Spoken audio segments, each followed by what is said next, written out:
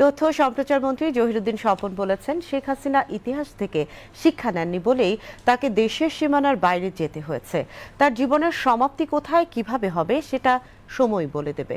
তবে তিনি যদি স্বাভাবিক রাজনীতির পথে থাকতেন তাহলে হয়তো প্রধানমন্ত্রী, বিরোধী দলীয় নেত্রী এভাবেই জীবনটা কেটে যেত। আজ বিকেলে জাতীয় প্রেস ক্লাবে সাংবাদিক ইমরুল কায়েসের লেখা তারেক রহমান নিষিদ্ধ সময়ে নিষিদ্ধ প্রচার গ্রন্থের মোড়ক উন্মোচন অনুষ্ঠানে এসব কথা বলেন তিনি।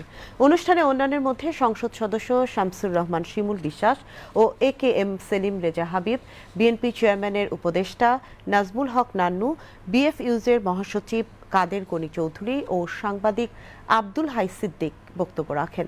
তথ্যমন্ত্রী বলেন, নিষিদ্ধের মধ্যে ঔদ্ধত্যের নেশা থাকে, সেই নেশা থেকেই তারেক রহমানকে নিষিদ্ধ করা হয়েছিল।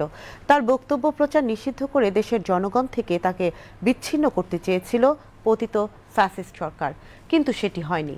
তারেক রহমান যখন দেশে ফিরেছেন তখন কোটি কোটি লোক তাকে বুকে টেনে নিয়েছেন। এর মধ্য দিয়ে প্রমাণিত হয় ক্ষমতার ঔদ্ধত্য দীর্ঘমেয়াদে ভালো ফল দেয় না। 2024-এর 5ই আগস্টের দুপুর থেকে বিকাল পর্যন্ত তার হেলিকপ্টারে করে পালিয়ে যাওয়ার দৃশ্য পর্যন্ত স্পষ্ট বোঝা গিয়েছে।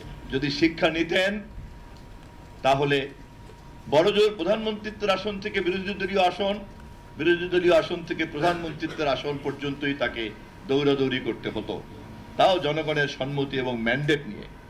কিন্তু শিক্ষা নেন নাই বলেই তাকে দেশের সীমানার বাইরে পালিয়ে যেতে হয়েছে এবং বাকি আয়ুষ্কাল সমস্ত মানুষের কাছে প্রশ্নবোধক।